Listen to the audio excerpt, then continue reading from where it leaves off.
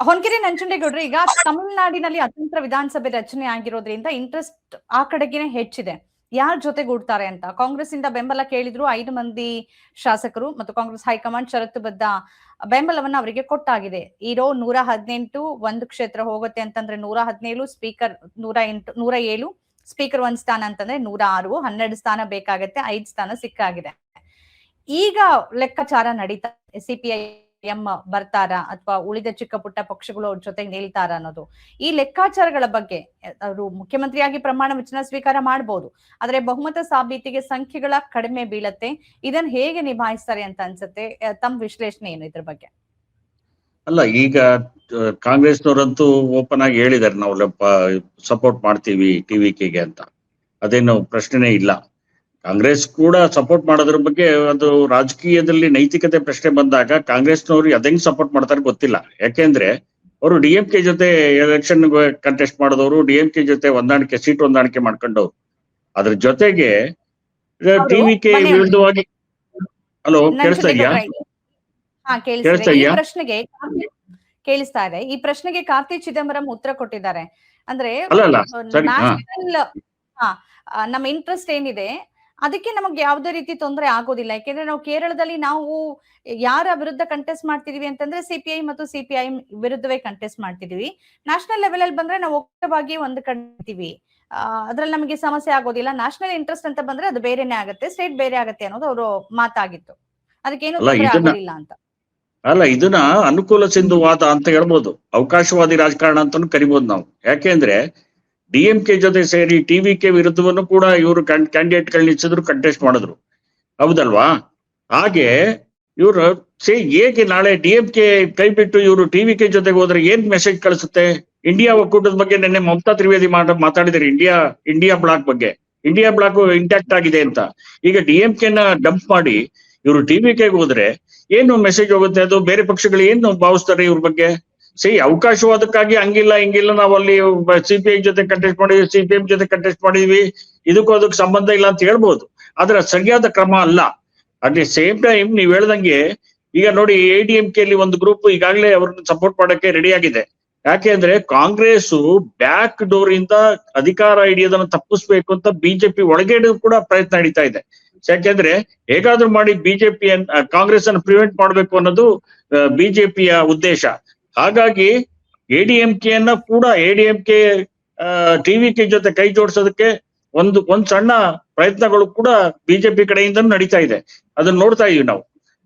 ಆದ್ರೆ ಇದೆಲ್ಲ ಸರಿಯಾದ ಕ್ರಮ ಅಲ್ಲ. ಒಂದು ರಾಜಕಾರಣದಲ್ಲಿ ನೈತಿಕತೆ ಇರ್ಬೇಕಲ್ಲ. ಸೊ ನೈತಿಕತೆ ಬಹಳ ಮುಖ್ಯ ಮೇಡಮ್. ನೈತಿಕತೆ ಇಲ್ಲದೆ ಇದ್ರೆ ಆ ಪಕ್ಷ ಸರ್ವೈವ್ ಆದ ಕಷ್ಟ, ನಾಳೆ ಇಡೀ ಜನ ನಂಬದ್ ಕಷ್ಟ ಆಗುತ್ತೆ ಮೇಡಮ್. ಅಲ್ಲ, ಈಗ ಸರಿ, ಆದ್ರೆ ಸಂಖ್ಯೆ ಬೇಕಲ್ಲ. ಈಗ 118 ಬೇಕು ಅಂತಂದ್ರೆ ಈಗ ಡಿಎಂಕೆ ಹೋಗೋಕ್ ಆಗೋದಿಲ್ಲ, ಯಾಕೆಂದ್ರೆ ವಿಪಕ್ಷ ಸ್ಥಾನದಲ್ಲಿ ಅದಿದೆ, ಅದು ಬಾಹ್ಯ ಬೆಂಬಲ ಕೂಡ ಕೊಡೋದಕ್ ಆಗೋದಿಲ್ಲ. ಈಗ ಎಐಎಡಿಎಂಕೆ ಬೆಂಬಲವನ್ನ ಬಿಜೆಪಿ ಜೊತೆಗಿರೋದ್ರಿಂದ ಮತ್ತು ಅಲ್ಲಿನ ನಾಡು ನುಡಿ ಮತ್ತು ಅಸ್ಮಿತೆ ಅಂತ ಬಂದಾಗ ತಮಿಳಿಗರು ಬಿಜೆಪಿ ಜೊತೆ ಕೈ ಜೋಡಿಸೋದನ್ನ ಇಷ್ಟ ಪಡೋದಿಲ್ಲ.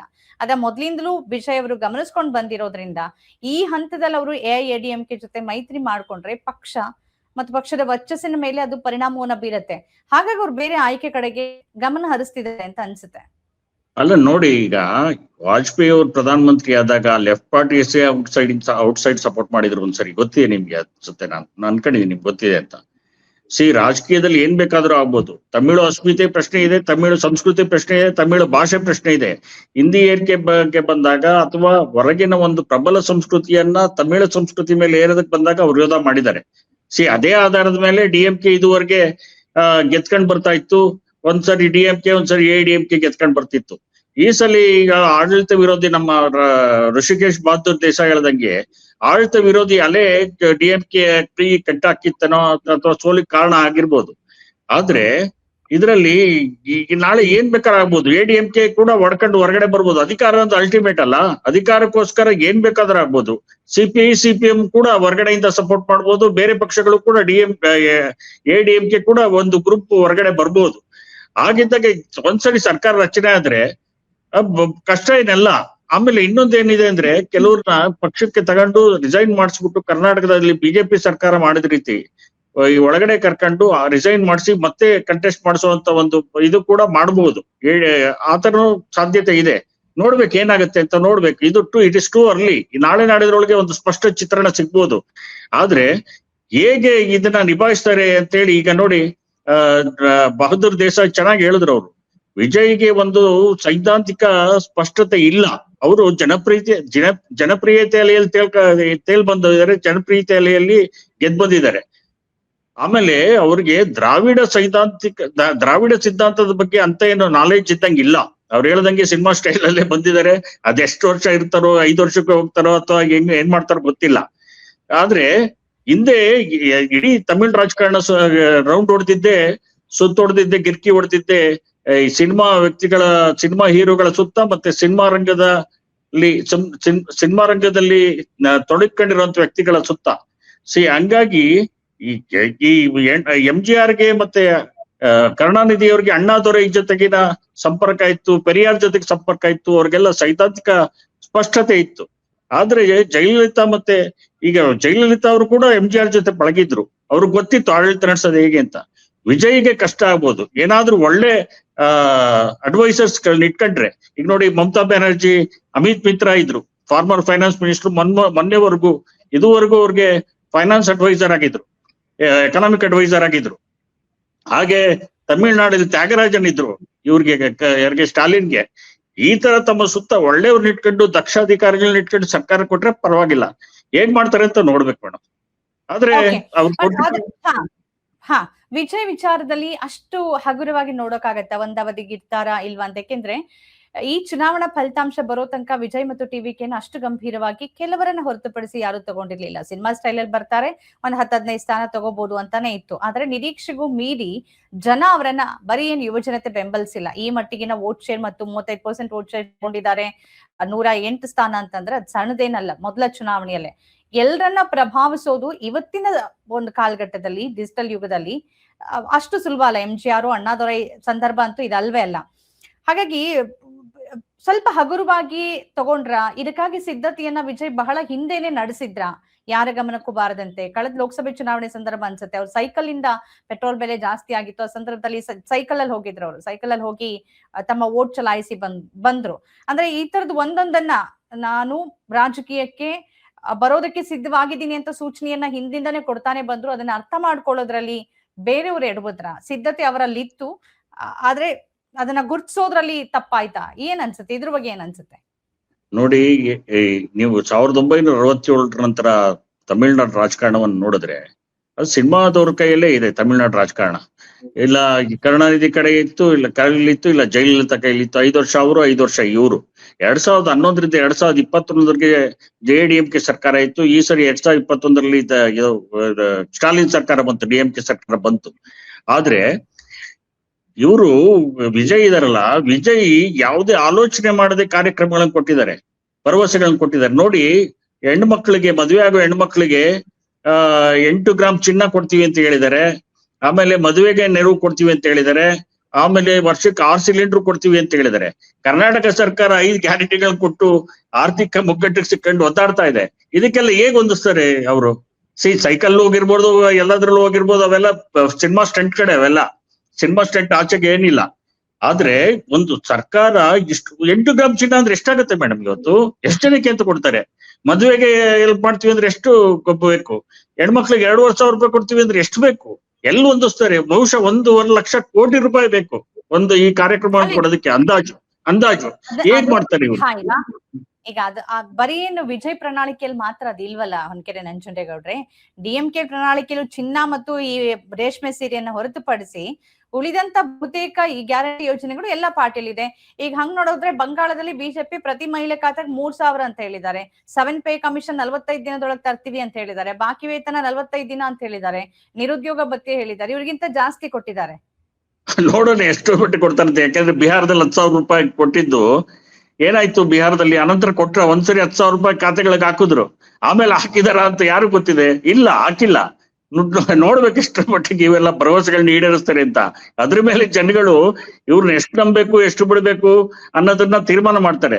ಇಂಥ ಕಾರ್ಯಕ್ರಮಗಳಿಂದ ಒಂದು ಸರ್ಕಾರ ಜನರಿಗೆ ಪ್ರಿಯ ಆಗೋದಕ್ಕಿಂತ ಅಪ್ರಿಯ ಆಗದೆ ಹೆಚ್ಚು. ಹಂಗಾಗಿ ವಿಜಯ್ ಏನ್ ಮಾಡ್ತಾರೆ ಅಂತ ನೋಡ್ಬೇಕು.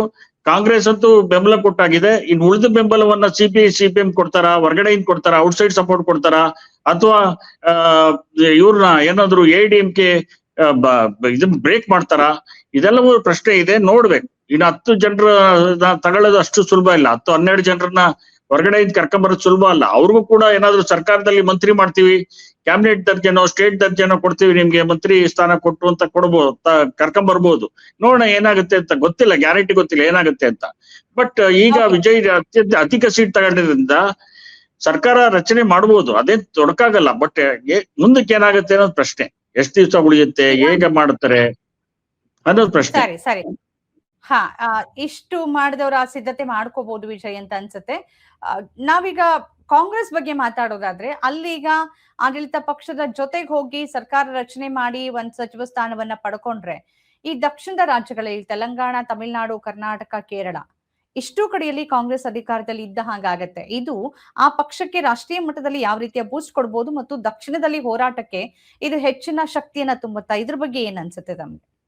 ಇಲ್ಲ, ನನಗೇನ್ ಆತರ ಏನು ಬಹಳ ಶಕ್ತಿ ಬರುತ್ತೆ ಇದರಿಂದ ಅಂತ ಹೇಳಕ್ಕಾಗಲ್ಲ. ಯಾಕೆಂದ್ರೆ ಕಾಂಗ್ರೆಸ್ ಸೆಕೆಂಡರಿ ಪಾರ್ಟಿ ಆಗುತ್ತೆ, ವಿಜಯ್ ಫಸ್ಟ್ ಪಾರ್ಟಿ ಆಗ್ತಾರೆ. ವಿಜಯೇ ಫಸ್ಟ್ ಪಾರ್ಟಿ. ವಿಜಯ್ ಬೆನ್ ಮೇಲೆ ಕಾಂಗ್ರೆಸ್ ಸವಾರಿ ಮಾಡುತ್ತೆ. ಅದ್ರ ಎಷ್ಟು ಮಟ್ಟಿಗೆ ಇವರ ಶಕ್ತಿಯನ್ನು ಹೆಚ್ಚಿಸುತ್ತೆ, ಇವ್ರಿಗೆ ರಾಜಕೀಯ ಬಲವನ್ನು ತಂದು ಕೊಡುತ್ತೆ ಅಂತ ನೋಡ್ಬೇಕು. ಹಂಗೇನ್ ಆಗ್ಲಿಕ್ಕಿಲ್ಲ. ಯಾಕೆಂದ್ರೆ ನಾನು ಆಗ್ಲೇ ಹೇಳ್ದಂಗೆ ನಿಮ್ಗೆ ನೈತಿಕತೆ ಪ್ರಶ್ನೆ ಬರುತ್ತೆ. ಈಗ ಕಾಂಗ್ರೆಸ್ ಸರ್ಕಾರಕ್ಕೆ ನೈತಿಕತೆ ಪ್ರಶ್ನೆ ಬರುತ್ತೆ. ನೈತಿಕತೆ ಪ್ರಶ್ನೆ ಬಂದಾಗ ಬೇರೆ ಪಕ್ಷಗಳು ಇದನ್ನ ಹೇಗ್ ನೋಡ್ತಾರೆ ಅಂತ ನೋಡ್ಬೇಕು. ಯಾಕೆಂದ್ರೆ ಬೇರೆ ಪಕ್ಷಗಳ ಜೊತೆಗೆ DMK ಸಂಬಂಧ ಬಹಳ ಚೆನ್ನಾಗಿರ್ತದೆ. ಉತ್ತರ ಪ್ರದೇಶ SP ಇರ್ಬೋದು, ಬಿಹಾರದ RJD ಇರ್ಬೋದು, ವೆಸ್ಟ್ ಬೆಂಗಾಲ್ನ TMC ಇರ್ಬೋದು, ಇವರೆಲ್ಲರ ಜೊತೆಗೂ DMK ಸಂಬಂಧ ಚೆನ್ನಾಗಿರ್ತದೆ. ಆ ಕಾರಣಕ್ಕೆ ಇವರೆಲ್ಲರೂ ಕೂಡ ಕಾಂಗ್ರೆಸ್ ಅನ್ನ ಹೇಗೆ ನೋಡ್ತಾರೆ ಅಂತ ನೋಡ್ಬೇಕು. ಎಲ್ರೂ ಕೂಡ ಇದನ್ನ ಒಪ್ಕೊಳ್ತಾರೆ, ಕಾಂಗ್ರೆಸ್ ನಡೆಯನ್ನ, ಕಾಂಗ್ರೆಸ್ ಹೆಜ್ಜೆಯನ್ನ ಒಪ್ಕೊಳ್ತಾರೆ ಅಂತ ಹೇಳೋದ್ ಕಷ್ಟ. ಅದ್ರ ಮೇಲೆ ಇವರ ಭವಿಷ್ಯ ಡಿಪೆಂಡ್ ಆಗಿದೆ ಮೇಡಮ್. ನೋಡ್ಬೇಕು ಏನಾಗುತ್ತೆ ಅಂತ ನೋಡ್ಬೇಕು. ನಮ್ಮ ಕಾರ್ಯಕ್ರಮಗಳನ್ನ ನೀವು ನೋಡ್ತಾ ಇದ್ರೆ ನಮ್ಮ ಚಾನೆಲ್ ಅನ್ನ ಸಬ್ಸ್ಕ್ರೈಬ್ ಮಾಡಿ, ಪಕ್ಕದ ಬೆಲ್ ಐಕಾನ್ ಒತ್ತಿ ನಮ್ಮನ್ನ ಬೆಂಬಲಿಸಿ. ಹಾಗೆ ನಮ್ಮ ಕಾರ್ಯಕ್ರಮಗಳನ್ನ ಲೈಕ್ ಮಾಡಿ, ಕಮೆಂಟ್ ಮಾಡಿ, ಅದನ್ನ ಬೇರೆಯವರಿಗೂ ವಾಟ್ಸ್ಆಪ್ ಮೂಲಕ ಶೇರ್ ಮಾಡಿ. ನೀವು ಹೀಗೆ ಮಾಡಿದಾಗ ನಮ್ಮ ಚಾನೆಲ್ ಮತ್ತಷ್ಟು ಜನರಿಗೆ ತಲುಪಲು ನೀವು ನಮ್ಮೊಂದಿಗೆ ಸಹಕರಿಸಿದ ಹಾಗಾಗುತ್ತೆ. ಇದು ನೀವು ಯಾವುದೇ ಖರ್ಚಿಲ್ಲದೆ ಕೆಲವೇ ಸೆಕೆಂಡುಗಳಲ್ಲಿ ನೀಡಬಹುದಾದ ಸಹಕಾರ. ಧನ್ಯವಾದಗಳು.